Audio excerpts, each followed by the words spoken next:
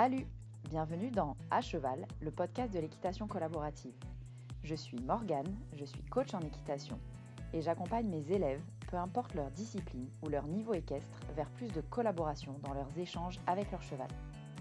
Si tu es cavalière et que tu es à la recherche de connaissances, de tips, de réflexions ou d'exos pour que ton équitation devienne plus collaborative, alors tu es au bon endroit. Dans ce podcast, je te partage seule ou avec mes invités tout pour t'inspirer et que tu puisses développer l'équitation dont tu rêves avec ton cheval. T'es prête ?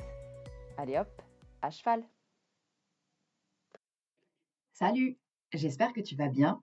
Aujourd'hui, on se retrouve pour parler d'un sujet que j'adore et qui va poser les bases de ce podcast. On va parler de l'équitation collaborative.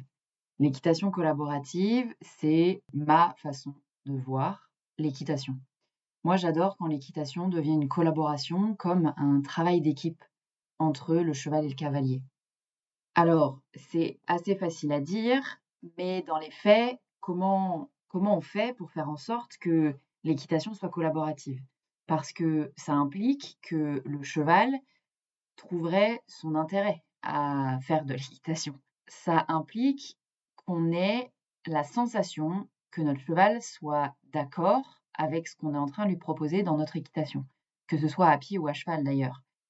Mais vraiment, dans cette notion de collaboration, il y a cette notion de consentement mutuel, le fait qu'on soit d'accord, le cheval et le cavalier, pour faire quelque chose ensemble. C'est un débat qu'on pourrait avoir pendant des heures, que j'ai eu avec moi-même pendant des heures. Et cette collaboration, pour moi, elle repose sur 3 grands piliers qui sont et qu'on va développer et que je vais développer pour vous dans ce podcast, qui sont 1, la connaissance. La connaissance, on a du cheval de plusieurs points de vue, on verra ça tout à l'heure. Le 2e pilier, c'est l'émotion. C'est comment relier l'émotion du cavalier avec l'émotion du cheval, parce que l'équitation est un partage d'émotions, notamment. Et le 3e pilier, c'est la relation. Parce que l'équitation, c'est la relation entre 2 êtres, c'est la relation et les choses qu'on fait ensemble entre cavalier, un être, et cheval, un autre être. C'est vraiment la relation entre nous et notre cheval.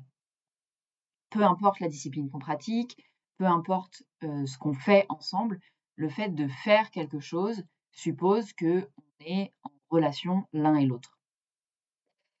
Alors, d'abord, je vais vous parler des connaissances. Ça semble assez évident que pour lire un cheval et avoir confiance en sa lecture, ça suppose d'avoir un certain nombre de connaissances et une quantité de connaissances assez élevée, en fait, d'après moi. Ces connaissances, elles vont reposer sur plusieurs aspects. Elles aussi, elles vont reposer sur tout ce qu'englobe, je dirais, la biomécanique équine. Alors, on aura un épisode consacré à qu'est-ce que la biomécanique équine et en quoi elle est intéressante à comprendre pour les cavaliers.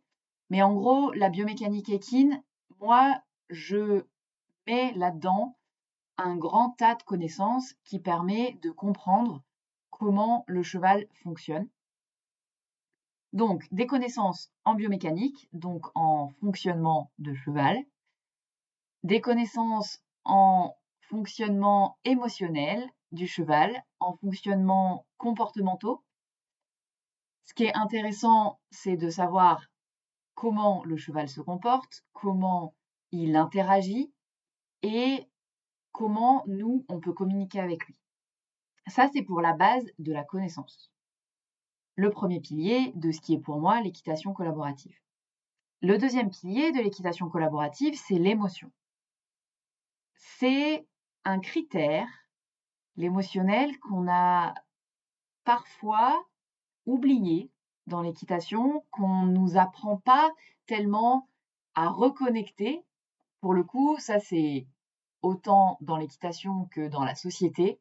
on nous apprend pas à communiquer avec nos propres émotions et on nous apprend pas à dealer avec les émotions de notre cheval non plus.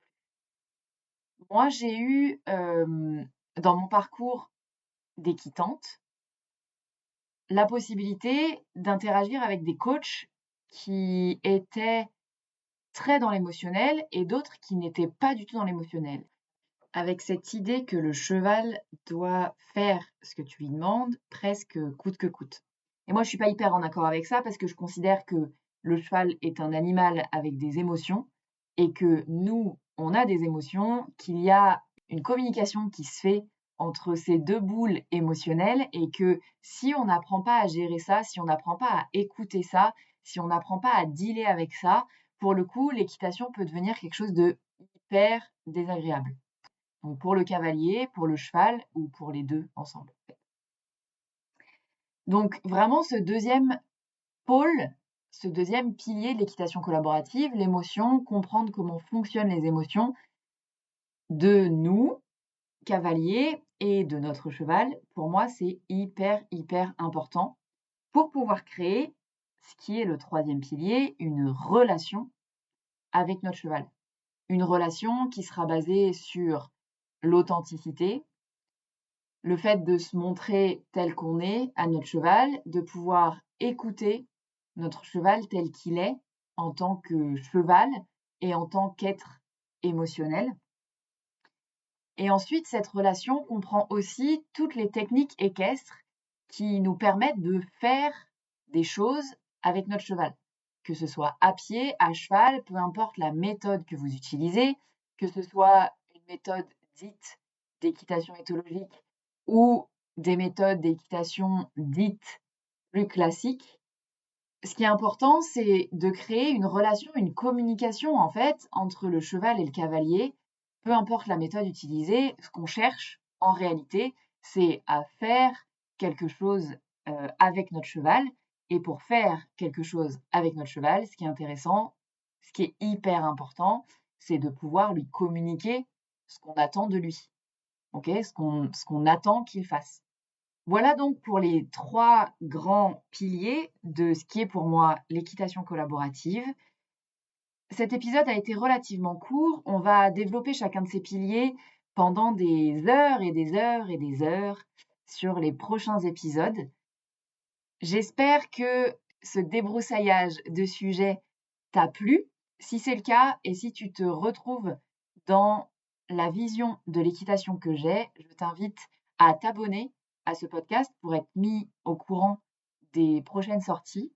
Et si le cœur t'en dit, je t'invite aussi à mettre 5 étoiles et ou un commentaire sur la plateforme d'écoute que tu utilises. J'adore avoir vos retours sur les épisodes que je propose. Quant à moi, je te laisse et je te dis à la semaine prochaine pour un nouvel épisode de À Cheval, le podcast de l'équitation collaborative.